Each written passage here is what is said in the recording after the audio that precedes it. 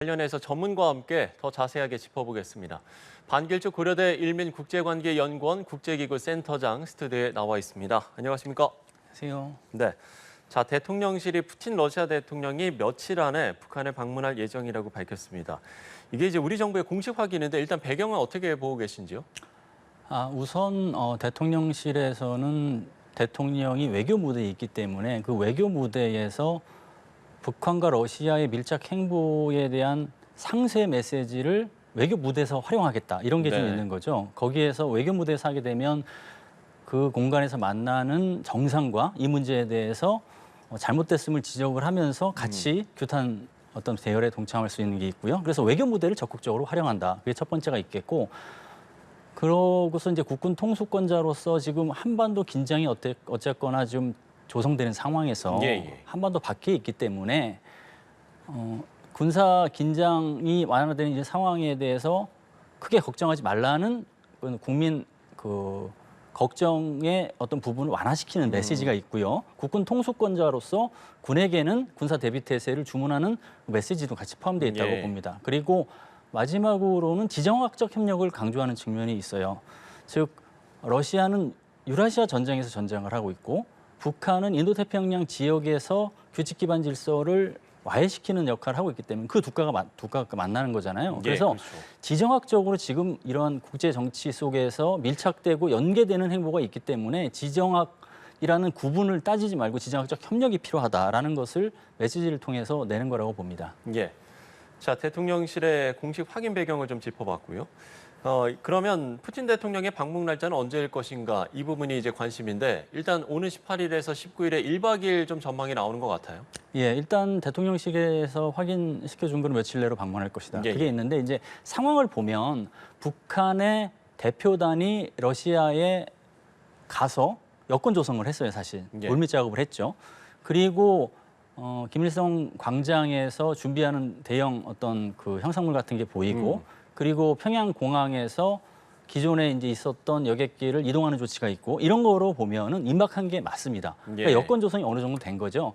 단지 베트남과 북한을 이제 방문하겠다고 했으니 그 순서가 어디냐에 따라서 좀 달라지긴 하겠지만 이미 북한과 러시아는 그 순서까지 다 정해놨다고 봅니다. 그래서 다음 주 중순경 방문할 가능성이 높다고 봅니다. 예, 지금 말씀해주신 그런 어떤 준비 정황들, 그러니까 김일성 광장에 대형 구조물이 포착된 게 일단 관측이 된 부분과 뭐 여러 가지 좀 정황들을 봤을 때 이번에 그러면 푸틴 대통령이 방북을 할 때 예우 수준은 어느 정도 될 것인가 이 부분도 관심인데요. 어떻게 보시는지요? 예우 수준을 판단하려면 저는 한 3가지를 보면 된다고 보는데 첫 번째는 김정은이 작년에 러시아를 방문했을 때 어느 대우를 받았느냐. 푸틴이 사실은 극진하게 대접을 했죠. 김정은이 원하는 곳을 다 사실은 보게 했습니다. 보스토친이 이제 우주기지까지 포함해서 그렇기 때문에 거기에 상응하는 대우가 분명히 있을 것이다. 두 번째는 그 푸틴의 방문에 대한 희귀성 측면에서 보면 굉장히 희소성이 있어요. 24년 만에 방문하는 거고 그렇기 때문에 거기에 맞는 대우가 있을 것이라는 것은 합리적인 계산이고요. 합리적인 어떤 판단이라고 볼 수 있고 마지막으로 지금 북한이 국제사회에서 처해 있는 환경 고립돼 있잖아요. 사실은 국제사회의 왕따기 때문에 그런 걸 고려했을 때 러시아 정상이 온다? 그거에 대한 감사의 표시로 극진하게 대접할 가능성이 높다고 봅니다. 그래서 상당히 큰 규모의 열병식도 있을 가능성이 좀 있고요. 그런 측면에서 봐야 될 것 같습니다. 그러니까 상징성, 그러니까 24년 만에 이제 방북이 되는 거지 않습니까? 그리고 이제 김정은 위원장과 푸틴 대통령이 9개월 만에 이제 다시 만나게 되는 건데 이런 상징성, 그 의미는 좀 어떻게 좀 짚어주시겠습니까? 그거는 한 3가지 차원에서 또 볼 수 있을 것 같은데 먼저 국가적인 측면에서 본다면 북한과 러시아가 공통 분모가 많아지고 있어요. 첫 번째 공통 분모가 첫 번째는 뭐냐면 지금 국제 정치적으로 보면 민주주의 진영과 권위주의 진영이 대결하고 있거든요. 그 두 국가는 권위주의 진영의 대표 주자예요, 사실. 그 공통 분모의 속성이 이번 만남을 통해서 강해지는 게 있고요. 두 번째는 두 국가 모두 규칙 기반 질서를 무력화하는 어떤 수정주의 세력이에요.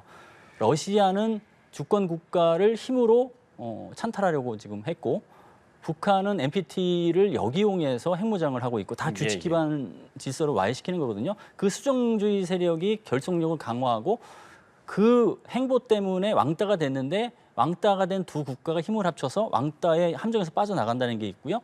두 국가가 마찬가지로 그런 규칙 기반 질서 행보 때문에 경제 제재를 받고 있는데 예, 경제 제재의 숨통을 좀 와해해보고 좀 그 공간을 마련해 보겠다. 그게 이제 공통적으로 이제 볼 수 있는 거고요. 한반도 측면에서 본다면 아무래도 안타깝게도 한반도의 신냉전 구도가 좀 심화되는 그런 상황이 좀 되겠죠. 그리고 세 번째로는 지정학적 연계가 최근 국제 정치 속에서 나타나고 있는 대표적인 특징 중 하나인데 예. 이게 이제 지정학적 연계성이 높아지는 단초가 될 수 있다고 봅니다. 예. 자, 상징성과 함께 그러면 이제 두 정상이 만났을 때 서로 어떤 것들을 좀 주고받을 것인가 이 부분도 짚어봐야 할 것 같은데 일단 푸틴 대통령은 지금 이제 우크라이나와 전쟁 중이기 때문에 북한의 어떤 군사 협력을 좀 논의할 것으로 보이죠. 그렇죠. 이게 그 어느 정도 주고받을 것이냐를 볼 때 네. 어느 나라가 더 좀 아쉽고 급하느냐 이게 이제 중요한데 네. 푸틴이 굉장히 급해요. 음. 왜 급하냐? 지금 유라시아 그 전장에서 미국과 일부 유럽이 자국이 제공한 무기로 우크라이나가 본토 타격을 할 수 있게 허용을 했었어요. 굉장히 예. 이제 급박해졌죠. 근데 북한 김정은 입장에서도 좀 급해 보여요. 요즘에 오물풍선 도발 같은 거 하는 거 보면 좀 급해 보여요. 그래서 서로 주고받는 게 굉장히 많아질 수 있는 여건이 지금 만들어진 건 사실이다. 그러면 푸틴은 과연 무엇을 받으려고 할 것이냐. 그게 크게 두 가지로 보는데 앞서 말씀드렸던 것처럼 본토 타격이 이미 이제 시행되고 있는 상황이기 때문에 전략적으로 수세에 몰렸거든요. 그 전략적 반격을 하는 측면에서 북한하고 협력을 이제 메시지로 던지는 게 하나 있고요. 그리고 실질적으로 북한이 지금까지 무기를 제공해 왔는데 양적 질적으로 더 이제 많이 줘라. 그런 것을 요구할 가능성이 굉장히 높죠. 그래야지 이제 전장에서의 주도권을 장악할 수 있기 때문에 그게 있을 테고 북한은 좀 다층화된 그것을 요구할 거라고 봅니다. 첫 번째는 뭐냐면 바이든 행정부 하에서 북한의 이슈가 아무래도 우선순위가 지금 뒤처지고 있어요. 예. 다른 이슈가 많기 때문에. 근데 북한 이슈를 다시 가장 높게끔 그 만드는 단초로서 그래서 협상력을 높이는 거죠. 그게 이제 하나 있을 수 있겠고 두 번째는 전략무기 협력입니다. 전략무기 협력에는 핵잠수함 협력도 있을 수 있고 SLBM 그다음에 뭐 정찰 위성 그다음에 탄두 재진입 기술 이것까지 망라해서 다양한 협력 가능성이 열려 있다고 봅니다. 예. 그게 있고 좀 더 우려되는 것은 러시아가 유엔 안보리 상임이사국이기 때문에 그렇죠. 북한이 공식 핵 보유국으로 인정되는 것을 전면에 나서서 도와주진 않겠지만 우회적으로 그리고 은밀하게 두둔해주는 방향으로 유엔 안보리를 북한에 유리하게 끌고 가게끔 그 협력을 해주는 그런 게 있을 수가 있거든요. 그리고 또 이제 우려되는 대목은 북한이 어쨌거나 러시아에 무기를 제공하는 과정에서 돈을 받든 식량을 받든 뭘 받을 거 아니에요. 그러면 북한이 핵무장을 하면서 가장 딜레마에 겪었던 것은 식량 안보를 버려야 되는 상황이었어요. 식량은 사실은 포기하면서 그래서 1990년대처럼 그 굉장히 그 힘든 시기가 북한에 도래됐다라고 얘기를 하는데 그것을 타개하는 단초로 만들 수가 있다는 것이죠. 즉 핵무장도 하고 경제 발전도 하고 이런 그런 것을 이제 노릴 거라고 보고요. 그런 정도의 어느 정도 의미 있는 협력에 대한 논의를 한다는 가정하에 푸틴이 방북하는 거라고 봐야겠죠. 예.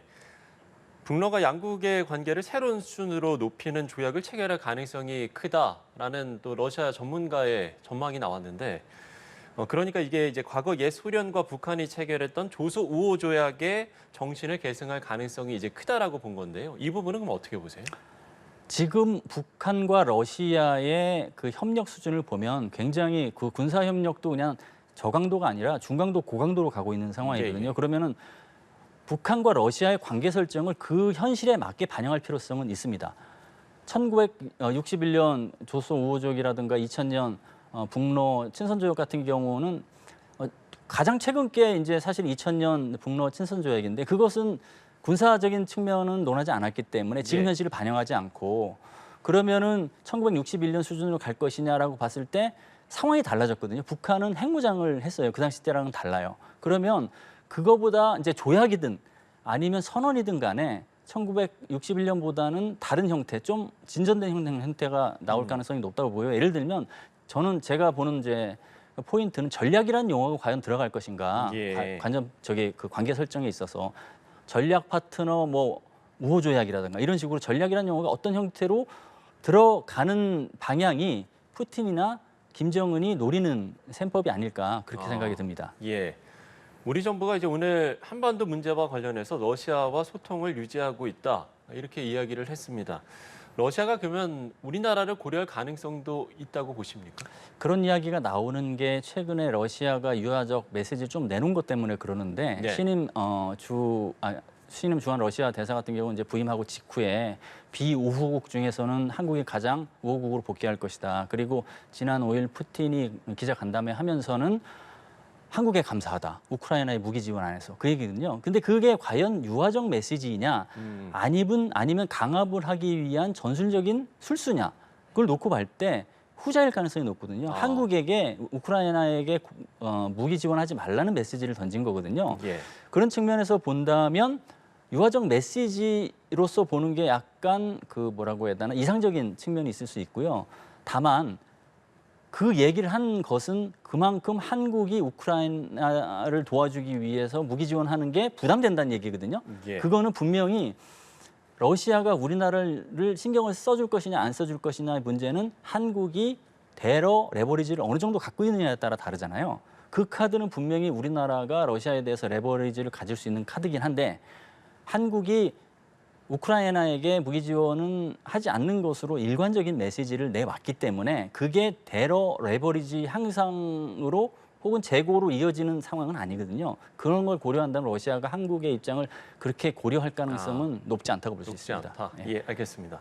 자, 그동안의 이제 관계들을 보면 북중러가 이제 좀 밀착하는 관계였는데 최근 들어서는 특히나 거기서도 이제 북한과 러시아가 더욱더 좀 밀착하는 그런 모양새를 보여주거든요. 그러면 만약에 이번에 두 정상이 만나게 되는 거 이게 중국에도 어떤 좀 보내는 메시지가 있다라고 보시는지요?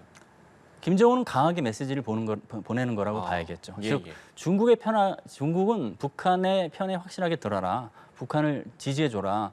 중국이 북한에 대해서 전략적 모호성을 비치는 것은 불쾌하다. 이런 심정을 이제 내비치는 것이죠. 전략적 예. 모호성이라고 하면 뭐냐면 중국 총리가 한일중 정상회담을 위해서 한국을 방문했잖아요. 그건 전략적 모호성이라고 보는 겁니다. 북한 입장에서는 그런 신호 내지 마라.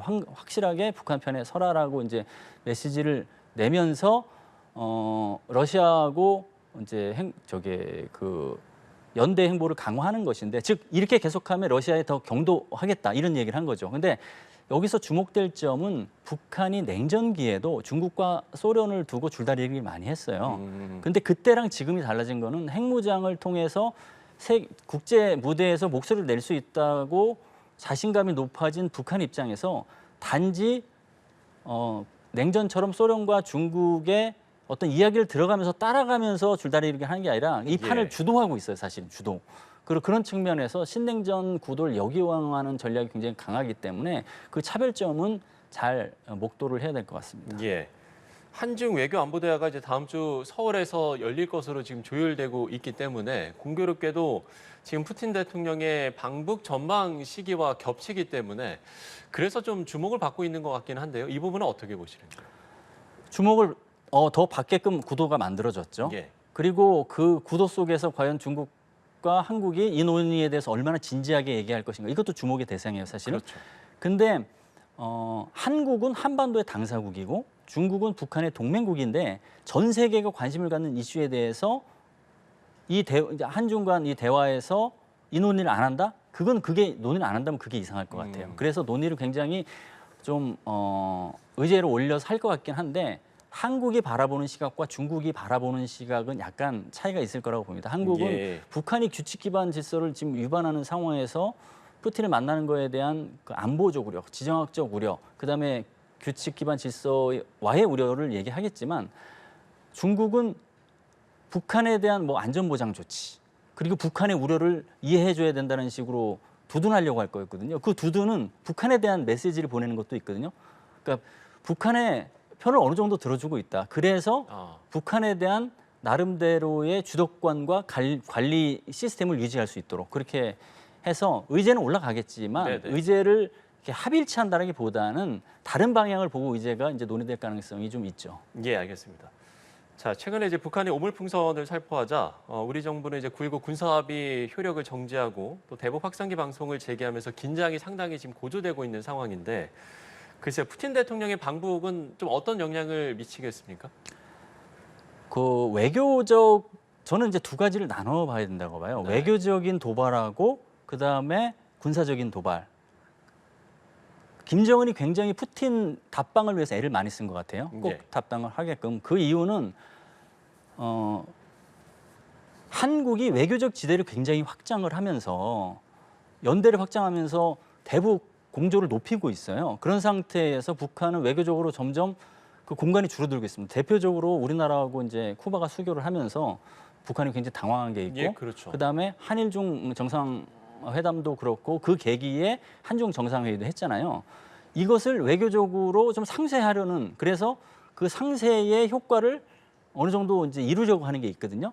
그러니까 그거는 이제 외교적인 효과를 노리는 거고, 국지 도발이라든가 여러 가지 뭐 핵 강압 이런 걸 통해서 도발을 이어가는 그 군사적 도발은 예. 그거랑 별개로 김정은이 2024년을 전쟁 준비의 해로 이제 규정을 했기 때문에 전쟁 준비를 차근차근 하고 있다는 것을 현시하기 위해서 외교적 어떤 도발과는 별개로 진행된다고 봐야 되거든요. 그래서 오물풍선 도발이라든가 동시에 서해에서 초대형 방사포 18발을 발사하고 GPS 교란하고 이런 것은 전쟁을 하는 과정에서 이루어질 수 있는 심리전, 여론전, 인지전, 물리전이 동시에 진행되는 연습을 한다고 보거든요. 마찬가지로 수십 명의 북한군이 MDL을 넘어선 것도 전쟁으로 가기 전에 긴장 조성 단계에서 어떻게 되는지 전쟁 준비 차원에서 가늠하는 성격도 분명히 있거든요. 예. 그러니까 외교적인 도발과 군사적인 도발이 좀 분리돼서 갈 가능성이 이제 높다고 보여요. 다만 연계되는 부분을 좀 생각을 한다면